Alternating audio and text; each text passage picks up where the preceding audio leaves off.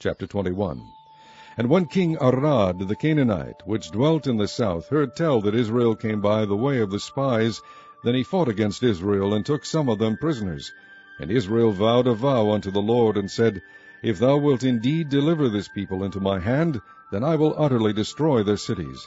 And the Lord hearkened to the voice of Israel, and delivered up the Canaanites, and they utterly destroyed them and their cities, and he called the name of the place Hormah. And they journeyed from Mount Hor by the way of the Red Sea, to compass the land of Edom, and the soul of the people was much discouraged because of the way. And the people spake against God and against Moses, Wherefore have ye brought us up out of Egypt to die in the wilderness? For there is no bread, neither is there any water, and our soul loatheth this light bread. And the Lord sent fiery serpents among the people, and they bit the people, and much people of Israel died. Therefore the people came to Moses, and said, We have sinned, for we have spoken against the Lord and against thee. Pray unto the Lord that he take away the serpents from us. And Moses prayed for the people. And the Lord said unto Moses, Make thee a fiery serpent, and set it upon a pole, and it shall come to pass that every one that is bitten, when he looketh upon it, shall live. And Moses made a serpent of brass, and put it upon a pole, and it came to pass that if a serpent had bitten any man, when he beheld the serpent of brass, he lived. And the children of Israel set forward, and pitched in Oboth. And they journeyed from Oboth, and pitched at Ijeabarim, in the wilderness which is before Moab, toward the sunrising. From thence they removed, and pitched in the valley of Zared. From thence they removed, and pitched on the other side of Arnon, which is in the wilderness that cometh out of the coast of the Amorites. For Arnon is the border of Moab, between Moab and the Amorites. Wherefore it is said in the book of the wars of the Lord, What he did in the Red Sea, and in the brooks of Arnon, and at the stream of the brooks that goeth down to the dwelling of Ar, and lieth upon the border of Moab. And from thence they went to Beer. That is the well whereof the Lord spake unto Moses, Gather the people together, and I will give them water. Then Israel sang this song, Spring up, O well, sing ye unto it. The princes digged the well, the nobles of the people digged it, by the direction of the lawgiver, with their staves.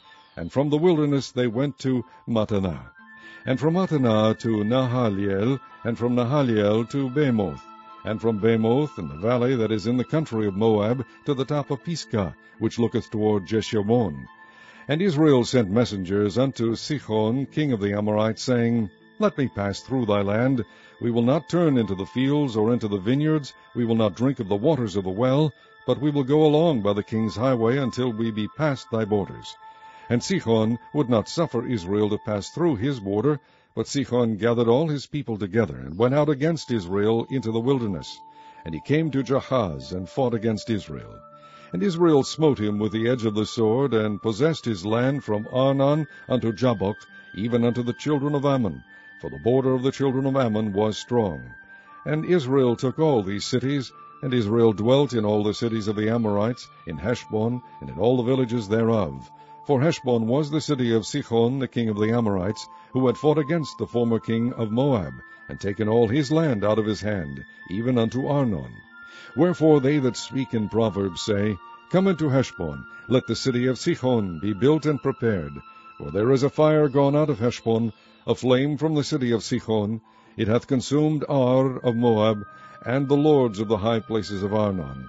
Woe to thee, Moab! Thou art undone, O people of Chemosh. He hath given his sons that escaped, and his daughters into captivity unto Sihon, king of the Amorites. We have shot at them. Heshbon is perished even unto Dibon, and we have laid them waste even unto Nophah, which reacheth unto Medeba. Thus Israel dwelt in the land of the Amorites.